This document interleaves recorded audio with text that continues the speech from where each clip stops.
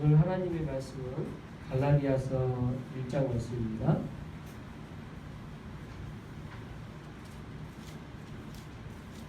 갈라디아서 1장 1절에서 10절까지 말씀을 저와 여러분이 한 번씩 교독하도록 하겠습니다.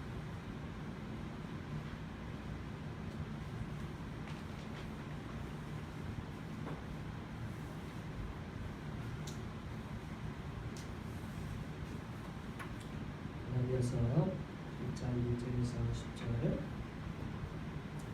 사람들에게서 난 것도 아니요 사람으로 말미암은 것도 아니요 오직 예수 그리스도와 그를 죽은 자 가운데서 살리신 하나님 아버지로 말미암아 사도된 바울은 함께 있는 모든 형제와 더불어 갈라디아 여러 교회들에게 우리 하나님 아버지와 주 예수 그리스도로부터 은혜와 평강이 있기를 원하노라. 그리스도께서 하나님 곧 우리 아버지의 뜻을 따라 이 악한 세대에서 우리를 건지시려고 우리 죄를 대속하기 위하여 자기의 몸을 주셨습니다. 영광이 그에게 세세토록 있을지어다. 아멘. 그리스도의 은혜로 너희를 부르신 이를 이같이 속히 떠나 다른 복음을 따르는 것을 내가 이상하게 여긴다. 다른 복음은 없나니 다만 어떤 사람들이 너희를 결함하며 그리스도의 복음을 변하게 하려 함이라. 그러나 우리가 혹은 하늘로부터 오는 천사라도 우리가 너희에게 전한 복음 외에 다른 복음을 전하면 저주를 받을지어다. 우리가 전에 말하였거니와 내가 지금 다시 말하노니 만일 누구든지 너희가 받은 것 외에 다른 복음을 전하면 저주를 받을지니라. 이제 내가 사람들에게 좋게 하랴 하나님께 좋게 하랴 사람들에게 기쁨을 구하랴 내가 지금까지 사람의 기쁨을 구하였다. 그리스도의 종이 아니라. 아멘. 할렐루야. 주님의 은혜로 2021년 9월 첫 번째 주 예배를 함께 드릴 수 있어 감사 찬양드립니다. 오늘 갈라디아서 말씀은 이제 사도 바울이 갈라디아 교회에 보낸 서신이죠. 이 서신의 배경은 아마 예수님이 돌아가신 후 48년에서 54년 사이에 적어지지 않았냐. 이제 여러 가지 설들이 있는데 그 중 하나가 그렇습니다. 이 책을 왜 썼냐? 왜 이 서신을 쓰게 됐냐? 오늘 지금 1절에서 10절 분위기를 여러분 봤을 때 어떤 분위기일 것 같아요? 지금 우리가 텍스트로 보니까 이 텍스트로 볼 때 그 사람의 감정이나 어떤 마음의 상태나 이런 게 잘 안 느낄 수 있는데 제가 성경을 쭉 보다 보니까 사도 바울 서신들이 여러 편 있잖아요. 여러 편의 서신 가운데 이 갈라디아서의 마음의 상태가 이제 조금 보여요. 이 갈라디아 서신은 지금 방금 이렇게 저처럼 부드럽게 읽을 수 있는 성경이 아니에요. 실은 1절만 그 감정을 실어서 읽는다면 사도 바울의 감정을 실어서 읽게 된다면 사람들에게서 난 것도 아니요 사람으로 말미암은 것도 아니요 오직 예수 그리스도와 그를 죽은 자 가운데서 살리신 하나님 아버지로 말미암아 사도된 바울은 이렇게 격양된 어조로 이 서신이 읽어져요. 그러니까 아니요 두 번 나왔잖아요. 우리나라 말도 부정적 표현 두 번 나오면 어떤 느낌이에요? 아니요? 이렇게 대답하지. 부드럽게 아니요? 이렇게 하겠어요? 지금 사도 바울이 처음부터 굉장히 감정의 지금 상태가 고조되어 있고 격양되어 있고 화가 난 상태인 걸 보여줘요. 그리고 심지어 어떤 단어까지 쓰냐? 지금 아까 9절에 보니까 어떤 단어가 나와요? 저주라는 단어가 나와요. 저주. 이게 지금 이 서신을 받는 이들에게 지금 그들에게 이 저주라는 단어를 썼다라고 하는 것은 화가 난 거죠. 어떤 상황이길래 저주라는 단어를 함부로 쓸까요?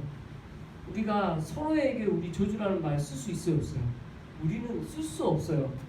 성도로서 우리는 서로에게 사랑하는 존재지 저주할 수 있는 그런 권한을 우리에게 주시지 않았어요. 하나님께서는 우리에게 저주하실 수 있어. 하나님이시니까. 또 축복하실 수도 있어요. 그러니까 하나님의 영역이잖아요. 근데 사도 바울이 얼마나 지금 격양되어 있고 화가 났으면 그가 그걸 모르지 않았을 텐데도 불구하고 이런 단어를 사용하고 있다는 게 감정적으로 굉장히 지금 화가 나게 나타나죠. 그래서 좀 이따가 쭉 살펴보면서 사도 바울이 화가 난 상태를 더 살펴볼 수가 있을 겁니다. 가장 애틋하고 성경 중에 가장 이렇게 사랑스럽고 하는 교회의 서신이 있어요. 그게 제가 볼 때 읽을 때 뉘앙스가 데살로니가예요. 데살로니가 전서에 보면요, 우리가 너희를 모두를 말미암아 항상 하나님께 감사하고 기도할 때 너희를 기억하며 너희의 믿음의 역사와 사랑의 수고와 우리 주 예수 그리스도의 성왕의 인내를 우리 하나님 아버지 앞에서 끊임없이 기억하니 뭐 이런 식의 나와요. 지금 똑같은 앞에 문안이라는 인사인데 어떤 교회는 이것도 아니야 저것도 아니요 오직 하나님으로부터 말 사도 바울로 된 부르심 받은 사도 바울은 이렇게 하는 것과 내가 너희를 생각할 때마다 기억나는 것이 믿음의 역사, 사랑의 수고, 소망의 인내 이게 항상 생각나는 너희들이다. 어때요? 느낌이 뉘앙스가 완전히 달라요. 그러니까 이게 몇 개 서신만 비교해봐도 사도 바울이 갈라디아서에서의 이 화가 나는 게 얼마나 심한지 느낄 수가 있어요. 더더군다나 지금 보통 문안 인사가 1절에서 10절들 가운데 거의 10절까지 쭉 문안 인사가 돼요. 보통은. 근데 문안 인사가 3절에 딱 끝나버려요. 3절에. 더 이상 이 갈라디아 교회에 대하여 깊은 이야기도 안 해요.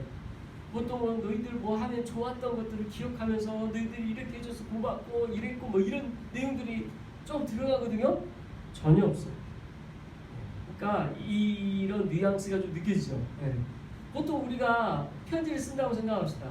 어떤 대상을 향하여 사랑하는 연인을 대상으로 해서 만약 편지를 쓴다고 했을 때 어떤 표현으로 처음 시작을 할까 엄청 고민할 거 아니에요. 그래서 그 서신에는 가장 함축해서 그 사람에게 쓰고 싶은 좋은 표현들과 비유들로 가득 차 있겠죠. 그런 서신이 사도 바울 안에도 있지만 오늘 본문은 일체 그걸 찾아볼 수가 없고 오히려 화가 나 있는 것들을 발견하게 된다는 거죠. 그럼 왜 이렇게 화가 나 있냐? 뭐 때문에 이렇게 격양돼 있냐? 그게 오늘 말씀 안에 다 나오죠. 자, 그러면 한번 한 절씩 찾아봅시다. 왜 그런지 1절부터 같이 한번 읽어보죠. 같이 한번 읽어봅시다. 시작. 사람들로 나는 것도 아니에요. 사람으로 말미암은 것도 아니고 오직 예수 그리스도와 그를 죽은 자 가운데서 살리신 하나님 아버지로 말미암아 사도되니. 그래서 난 사도되었다라는 이야기를 하고 있는데 먼저 뭘로 이야기하냐면 사람들에게서 난 것도 아니고 사람으로 말미암은 것도 아니고 그래서 이게 철저히 딱 잘라서 나는 누구로부터 됐다는 이야기를 하고 싶은 거예요. 앞에만 봐도 하나님으로부터 됐다는 이야기를 해요. 지금 이 말 안에 뭐 어떤 뉘앙스가 있냐면 지금 갈라디아 교회 안에 사도 바울에 대한 공격이 있었다는 것을 알 수가 있어요. 마치 그들에게 있어서 평가를 받아 사도됨에 대해서 사람들에 의해서 평가를 받아 사도 바울은 먼저 그것에서부터 화가 나 있어요. 아니 하나님으로부터 비롯된 사도됨인데 왜 사람들이 날 평가해? 그리고 그게 사람에게서 난 거야? 아니잖아. 그럼 사람으로부터 세워진 것도 아니잖아. 이게 사도 바울의 제일 먼저 화가 난 문제였던 것 같아요. 사도 바울에 대한 평가가 갈라디아에서 어떻게 되었는지를 이제 뒤에 쫙 읽어봐야 나오는데 중요한 건 사도됨. 이 사도됨의 핵심은 어디서부터다? 하나님으로부터다 나오는 거예요. 우리 목사라는 이 직책은 어떻게 여러분 됐다고 생각하십니까? 저는 지금 제가 여기 있게 목사가 되기까지 과정이 쭉 있어요. 주님께 헌신하고자 하는 마음을 소원을 했고 그 소원하는 마음 가운데 신학교를 가게 됐죠. 신학교에서 3년 목회학 석사를 이제 졸업을 했고 그 졸업한 다음에 이제 2년 동안 강도사 시험을 준비해서 강도사 시험 보고 그 다음에 강도사 시험을 또 합격한 후에 또 1년 후에 목사 시험을 봐서 합격을 했어요. 굉장히 과정 복잡하죠. 그래서 한 7년 걸려요. 7년. 그 기간을 거쳐서 목사 안수를 받았는데 목사 안수를 받은 그 과정에 있어서 가장 중요한 건 뭐예요? 그 지금 이게 어떤 라이센스가 중요해요? 어떤 자격이 중요한가요? 아니요. 제일 중요한 건 거기에 있지 않아요. 하나님으로부터 부름받아서 하나님께서 안수하셨습니다. 하나님으로부터 세우지고. 그러니까 이거는 과정인 거고 제일 중요한 거는 목사인 저도 하나님으로부터 세워졌다라는 거고 목사 안수식에는 그거를 보여주는 거예요. 여러 목사님들이 손을 얹고 안수를 해줘요. 안수 중요하지 않아요. 안수 아무 의미 없어요. 뭐가 중요해요? 하나님으로부터 세움받은 게 중요한 거죠. 그걸 상징적으로 보여주는 거죠. 그걸 성실하게 한 거에 대한 과정일 뿐이지 제일 중요한 건 뭐예요? 하나님으로부터 부름받으셨다는 거죠. 그거를 공식화해서 그 과정을 통해 검증받는 기간은 되고 그걸 통하여 스스로도 하나님 앞에 확인받는 기간도 돼요. 그런 과정은 돼요. 그러나 가장 중요한 거는 그 과정이 중요한 게 아니라 하나님으로부터 부름받아서 하나님께서 세우셨다는 게 중요한 거죠. 그래서 저와 여러분에게 있어서 제가 이 자리에 똑같은 인간이지만 다른 거 하나는 그거예요. 하나님으로부터 세움받았다는 거죠. 마찬가지로 사도 바울도 그렇습니다. 사도 바울은 더더군다나 그렇죠. 사도잖아요. 직책이 목사가 아니고 사도라는 그 시대에 딱 하나님께서 주신 특별한 직책이에요. 하나님으로부터 부름받은 자들이에요. 하나님으로부터 보내심 받은 자들이에요. 그게 사도라는 뜻이에요. 그걸 사도 바울은 1절에서부터 지금 굉장히 지금 사람들에게 대한 평가 이런 것을 다 알고 있었기 때문에 비판하면서 그걸 아주 강력하게 지금 하나님으로부터 세워졌다는 것을 선포하고 있는 거죠. 자, 그리고 2절 같이 한번 읽어봅니다. 시작. 함께 있는 모든 형제와 갈라디아 여러 교회들에게. 그래서 함께 있는 모든 형제, 여기서 함께 있는 모든 형제가 누구냐 정확하게 알 수 없어요. 아주 표면적으로 형제라고 다 부를 수 있으니까. 그래서 함께 있는 모든 형제라고 그냥 그대로 받아들이고 있어요. 그리고 더불어 갈라디아 여러 교회, 갈라디아가 교회 지역에 하나만 있었던 게 아니라는 것을 알 수가 있었죠. 이때 당시 이 사도 바울 이 시대에는 이 갈라디아서라는 서신이 어떻게 되어졌냐면 이 서신을 보내서 한 교회가 아니라 여러 교회니까 각 교회들마다 이렇게 이 편지를 보내요. 그래서 한 편지가 또 옆에 있는 교회에 가게 되고 또 그 옆에 있는 교회가 되고 그래서 여러 교회들에게 라고 표현하고 있고 오늘날 우리는 이렇게 보고 있죠. 자 여러분 지금 우리는 갈라디아서 1장 이렇게 몇 절 이렇게 표현되어 있잖아요. 근데 이 장절의 구분이 최종적으로 된 게 언제쯤일 것 같아요? 원래 성경은요 장절 표시가 안 돼 있어요. 신약도 전혀 표시가 안 돼서 제가 그 최근에 연구한 내용들을 봤더니 1530년대에 비로소 이 절까지 이게 표기가 되고 1520년대쯤에 장이 표시가 됩니다. 그래서 옛날에는 장만 있을 때는 어떻게 했냐면 예를 들어서 마태복음 5장이다 그러면 거기는 예수님께서 산상에서 사람들에게 제자들에게 말씀을 가르치는 내용이 나와요. 그래서 그때는 이제 설교를 이렇게 했다는 거예요. 지금은 몇 장 몇 절 보겠습니다. 이렇게 하지만 그게 없으니까 예수님께서 산에서 가르치는 가르침에 대한 말씀을 찾아봅시다. 그리고 그 중에 심령이 가난한 자들에 대한 말씀에 대한 말씀부터 살펴보겠습니다. 이렇게 해가지고 그런 내용들을 살펴봤다는 거죠. 근데 지금 우리는 이렇게 편리하게 다 장전이 있는 거죠. 너무 좋죠. 이렇게 장전까지 다 표기되어 있으니까. 그러니까 우리에게는 이렇게 쉽게 다 자연스럽게 표기화되어 있지만 그것도 약 600년 전에 완성돼서 오늘날 우리가 갖고 있는 거지 처음부터 있었던 건 아니라는 거죠. 자, 여기서 갈라디아 여러 교회들에게 이렇게 본 다음에 3절 이렇게 선포합니다. 같이 읽습니다. 시작. 우리의 하나님 아버지와 주 예수 그리스도로부터 은혜와 평강이 있기를 원하노라. 보통 사도 바울은 모든 교회의 문안 인사의 끝은 이렇게 끝납니다. 은혜와 평강이 있기를 원합니다. 저도요 제일 좋아하는 문안 인사가 은혜와 평강으로 문안드립니다. 이게 제가 제일 좋아하는 하나님의 은혜와 평강으로 문안한다 이렇게 표현합니다. 이처럼 마음이 좋은 이 문안 인사가 없어요. 모든 그리스도인에게 있어서 가장 축복된 게 다 들어가 있어. 왜요? 하나님의 은혜, 하나님의 평강, 이 말 안에는 예수 그리스도의 구속하여 우리를 위해서 죽으심, 그리고 그걸로 인하여 우리가 구원받은 이것이 은혜잖아요. 그리고 그걸로 인하여 하나님과 우리가 화평케 됐어. 평강하게 됐어. 그리고 이 평강을, 화평케 됨을, 또 화목케 됨을 세상에 알리게 됐어. 이 모든 게 은혜와 평강으로 다 들어가 있죠. 그래서 우리나라 말로 교회 이름 가운데 은평교회라는 단어 봤을 거예요. 이게 은혜와 평강을 합쳐서 은평이라고 보통 하는 것 같아요. 우리는 화목이에요. 왜 화목이에요? 이 평강의 의미를, 피스의 의미, 하나님께서 우리에게 주신 평화에 대한 의미, 화평에 대한 의미를 화목이라는 단어로 번역한 거죠.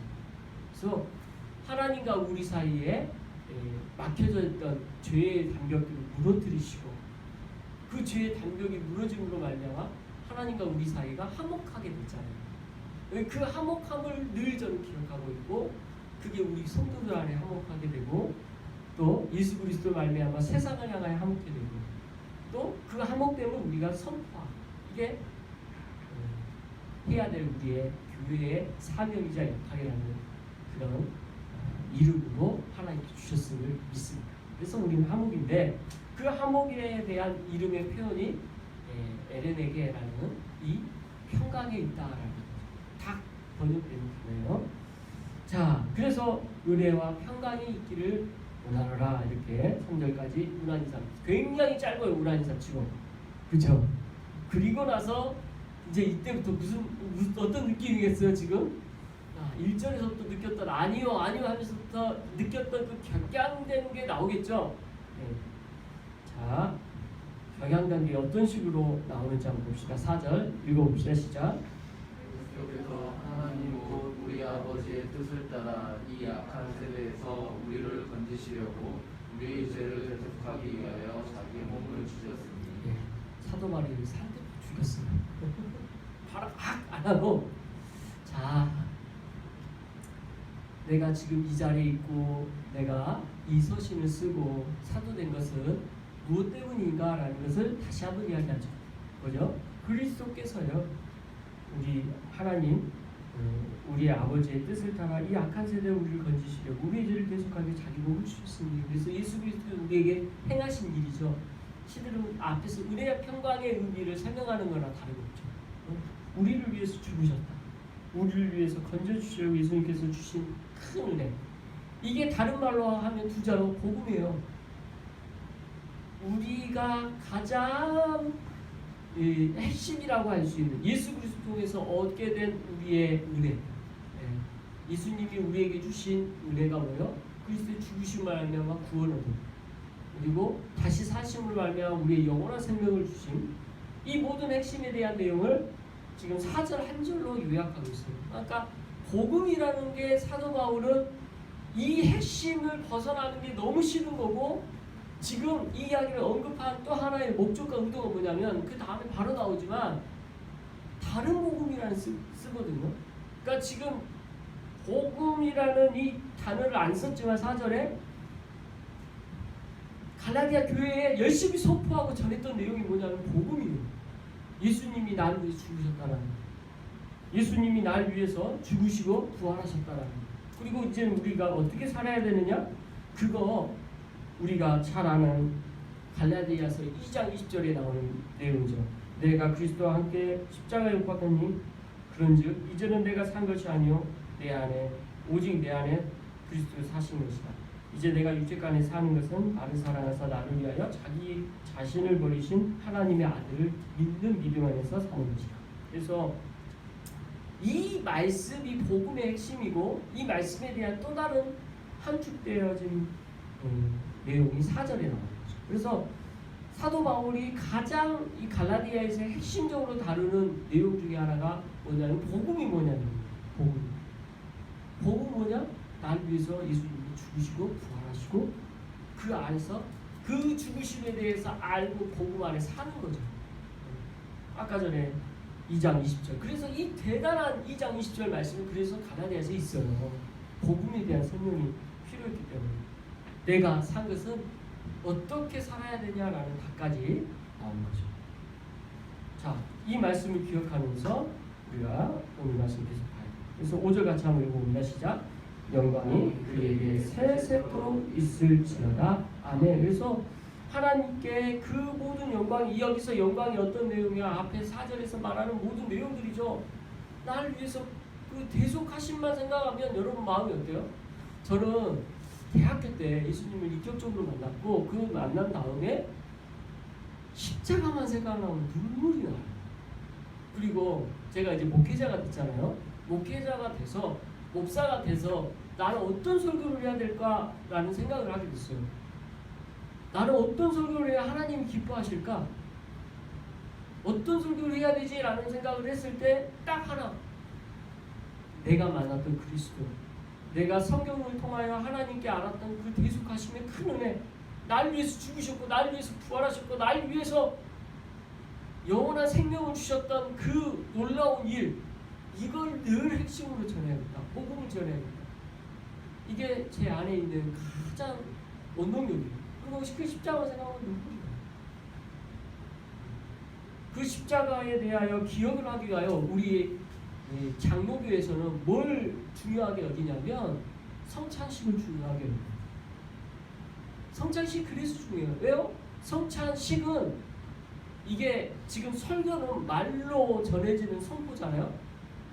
성찬은 또 하나 더 세례로 표현해요. 그러니까 성찬과 세례를 함께해서 성례라고 하는데 성례는 우리가 눈으로 보는 말씀 선포와 같은 거예요. 눈으로 보는. 그래서 그만큼 예수 그리스도에 대하여 정확하게 우리가 알고 이해하기 때문에 성례를 성경에 나와 있는 이 내용을 이 장로에는 굉장히 중요하게 여기고 선포하고 있습니다. 그게 지금 사도 바울은 그 내용들을 다 묶어서 어떻게 영광이 그에게 세세토록 있을지어다라고 이렇게 선포하는 거죠. 이어서 6절 읽어보겠습니다. 시작.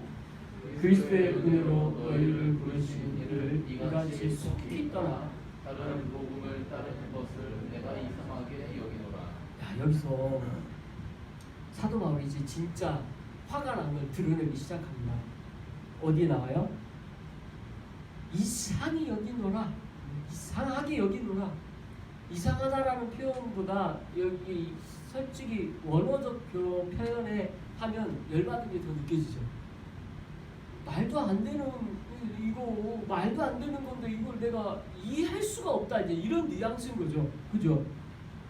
왜 이해할 수 없어요? 뭐 때문에?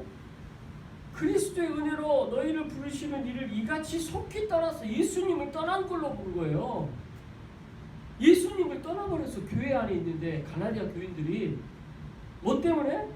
다른 복음을 따르는 것으로 말미암아. 다른 복음이라는 것이 지금 여기서 나오는 다른 복음이라는 용어를 만들었어요. 복음이 아닌 거잖아요, 실은. 그러니까 그들이 볼 때는 예수님을 믿는 것과 별반 상관이 별로 다를 바 없는 비슷하게 보이는 어떤 것이 있어서 이걸 표현을 다른 복음이라고 표현한 거죠. 그러니까 우리가 여기서 굉장히 충격적으로 봐야 될 게 뭐냐면 갈라디아 교인들의 마음이 어땠을까요? 이 사람들이 무도를 갖고 다른 복음을 따랐을까요? 제가 느낄 때는요, 무도를 갖지 않고 어떻게 보다 보니까 자연스럽게 사도 바울의 가르침을 벗어나게 됐고, 그 사도 바울 대신 어떤 이들이 들어와서 그들의 영향력이 훨씬 커졌고, 그들이 말하는 내용이 복음처럼 보였는데 그게 본질적으로 보니까 완전히 그게 아닌 거예요. 지금 그렇게 된 것 같아요, 상황이. 근데 이미 그거에 몸에 배어져 가지고 사도 바울이 전했던 복음은 온데간데 없고 완전히 사라졌고, 이 다른 복음이라는 게 떡 하고 자리 잡아서 오늘날로 말하면 이걸 이단이라고 표현하죠.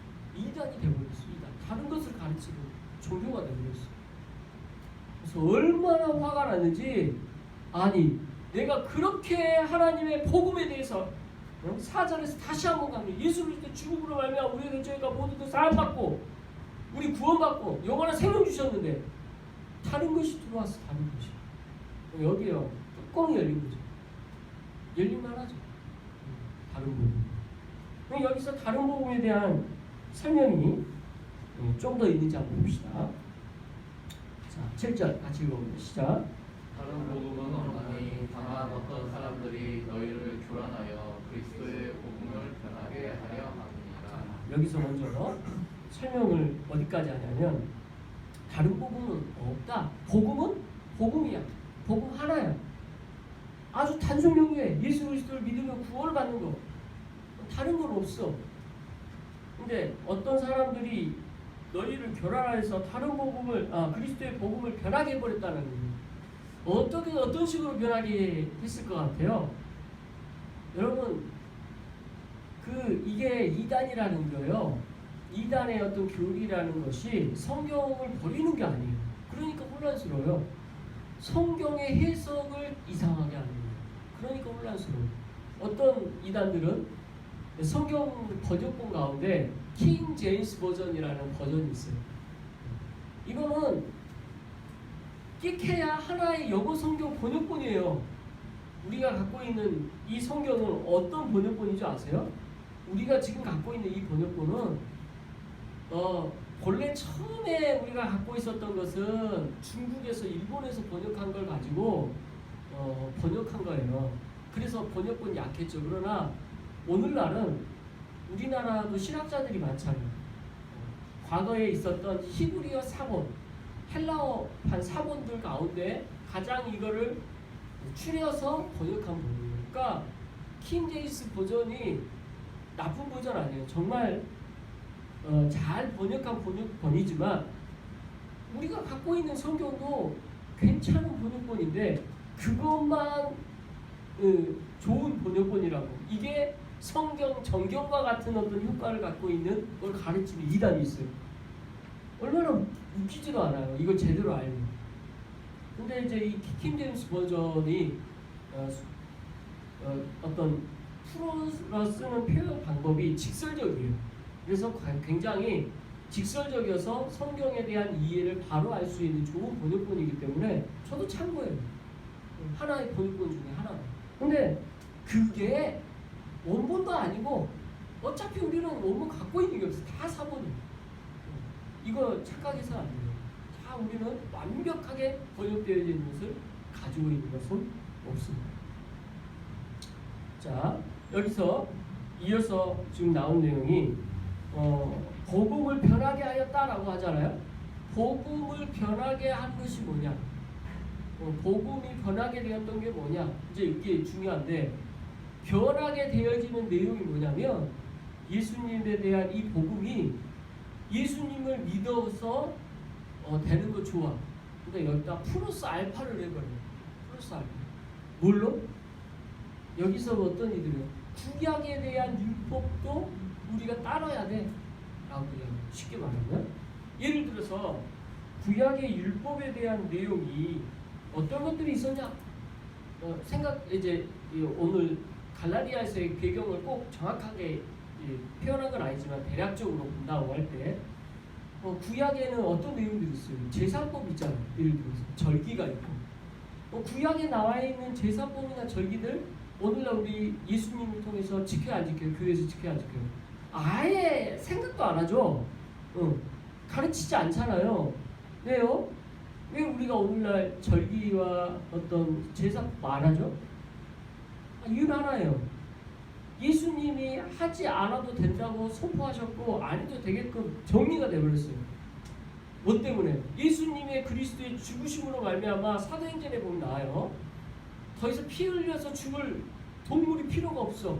예수님이 우리 죄를 위해서 단번에 영원히 완전히 죄에 대한 문제를 해결했기 때문에 제사가 가지고 있었던 예수님이 할 일을 보여주고자 했던 거지 이게 본질이 아니었단 말이에요. 제사가. 그래서 제사가 더 이상 필요가 없고 어떤 그런 구약의 절기들이 필요가 없어. 예수님이 상징했던 것들이요. 근데 상징이었던 게 실체로 오셨잖아. 예수님은. 그럼 실체가 왔는데 상징적이었던 게 무슨 의미가 있어요? 실체가 있는데 그림자였던 것이 무슨 의미가 있어요? 진짜가 왔는데 진짜가 와서 이제 더 이상 하지 않고 내가 제 문제 해결했다 끝. 근데 거기다가 갑자기 구약을 지켜야 된대. 구약이 너무 중요하대. 구약의 내용들을 그대로 따라야 된다 뭐 이런 식으로 설명을 해요. 그런 설명이 의미가 있어요? 아무 의미 없어요. 이 아무 의미 없는 내용 때문에 이제 사도 바울은 다른 복음이라고 표현합니다. 만약 구약적 그런 내용들이 들어왔어 하게 돼. 그럼 어떤 효과가 있을까요? 예수님이 하셨던 일에 대하여 의미 없게 만드는 행동이 되어버리는 거죠. 다 없애주셨는데 또 하잖아. 사도 바울이 열 받겠어 안 받겠어? 열 받을 일이에요. 그래서 그렇게 다른 복음이었다라고 하면서 복음을 변하게 하는 여러 가지 행위들에 대하여 말하고 있는 거죠. 이것은 아주 좁은 예고요. 갈라디아서 전체를 한번 읽어보시면 지금 갈라디아 교회 안에 있었던 여러 문제들이 있는데 그런 문제들이 쭉 나오는 거죠. 그러나 아무튼 다른 복음이라는 내용 중에 하나는 구약에 대한 내용을 지키게 하려고 했다는 게 있다는 거죠. 뭐 할례에 대한 문제 이런 등등의 내용들이 포함되어 있습니다. 자, 이어서 8절 읽어봅니다. 시작. 그러나 우리가 복음은 하늘부터 선사하고 우리가 너희에게 전한 복음 외에 다른 복음을 전하면 저주를 받을지어다. 네, 지금 8절, 9절 저주 두 번 나와. 네, 저주. 지금 사도 바울이 저주라는 단어를 쓸 때 지금 사도 바울 자신을 저주하는 게 아니고 복음에 대한 명료성, 복음이 가르치고자 하는 내용, 이건 하나님 말씀이잖아요. 하나님의 말씀의 훼손은 결국 뭐다? 저주다. 이야기하는 거 핵심은. 그러니까 하나님의 말씀이 전하는 핵심을 전하지 않도록 왜곡하거나 훼손하거나 잘못되게 전하는 거 이거 저주다. 누가 그랬다 하더라도 천사가 그렇게 전한다 하더라도 그거는 저주의 내용이다. 왜? 복음이 아닙니다. 복음은 분명하게 하나님의 말씀으로 내가 선포했던 지금 4절에서 또 갈라디아서 2장 20절에서 말씀이 이거다. 이렇게 선포하고 있는 거죠. 딱 9절 읽어보겠습니다. 시작. 우리가 전에 말하였거니와 내가 지금 다시 말하노니 만일 누구든지 너희가 받은 것 외에 다른 복음을 전하면 저주를 받을지어다. 또 한 번 저주에 대한 이야기를 하는데 다른 복음 지금 없는 표현이겠죠. 그들에게 있어서는 이게 다른 복음이 뭔지도 모를 수도 있어요. 갈라디아에서. 근데 지금 사도 바울이 말했던 그 내용 외에 다른 것들이 첨부되거나 추가되는 거 다 이거 저주받은 내용이라고 선포하는 것입니다. 자, 마지막 10절 같이 읽어봅니다. 시작. 이제 내가 사람들에게 좋게 하랴 하나님께 좋게 하랴 사람들에게 기쁨을 구하랴 내가 지금까지 사람들의 기쁨을 구하였다면 그리스도의 종이 아니니라. 그래서 사도 바울은 다시 한번 1절에서 언급했던 것처럼 본인의 사도됨은 사람으로부터가 아니라 하나님으로부터 되었고 또 하나님으로부터 되어진 사도 바울의 역할은 사람을 좋게 하는 데 있지 않다라고 선포하면서 내가 하나님만 기쁘게 하는 종임을 역설적으로 표현하고 있죠. 그래서 사람을 좋게 하냐 하나님께 좋게 하냐 사람들에게 기쁨을 구하랴. 이제 여기서 우리가 사도 바울이 지금 다른 복음에 대한 어떤 초점을 맞춰서 하는 이야기지 이 다른 복음에 대한 초점을 벗어난 어떤 이야기가 아니라는 걸 알아야 돼요. 그렇죠? 지금 이건 지금 다른 복음 때문에 열받은 거예요. 다른 복음을 전하는 사람 때문에 열받는 거죠. 그래서 지금 내가 전했던 이 내용은 사람에게 전한 사람의 것이 아니고 하나님으로부터 내가 사도되었고 하나님으로부터 받은 말씀을 전했기 때문에 이게 하나님의 말씀이라는 것을 선포하고 싶은 거지 사람들을 무시하려고 하는 이야기는 아니라는 거예요. 초점이 하나님께 있다라는 거예요. 그리고 오늘 말씀이 마무리되면서 그리스도의 종은 누구냐? 어떤 사람이 그리스도의 종이냐? 하나님께 부름받고 하나님으로 부름받은 말씀을 선포하는 사람이다 라고 오늘 말씀이 마무리됩니다. 자, 오늘 말씀 마무리하면서 정리합시다. 우리가 복음에 대한 내용을 들었어요. 오늘날 우리에게도 다른 복음의 공격이 있을 수 있을까요? 얼마든지 있을 수 있어요. 이단이라는 어떤 모습으로 찾아올 수도 있고 내가 가지고 있는 신앙생활의 모습 가운데서도 하나님보다 다른 어떤 것이 우선순위가 될 수도 있어요. 그리고 오늘 이 갈라디아 교회처럼 나도 모르게 혼란스러운 가운데 복음 외에 다른 것이 어떤 게 들어올 수도 있어요. 그렇지 않길 바랍니다. 순수하게 복음은 예수 그리스도를 믿고 의지하고 예수 그리스도를 안에서 사는 거예요. 그 이상도 그 이하도 아니에요. 그게 내 안에 본질적으로 있는지 다시 한번 돌아보고 하나님의 말씀으로 주어진 우리의 복음에 대한 참된 본질을 다시 한번 확인하는 은혜가 저와 여러분 안에 있으시길 그리스도의 이름으로 축원합니다. 기도하겠습니다.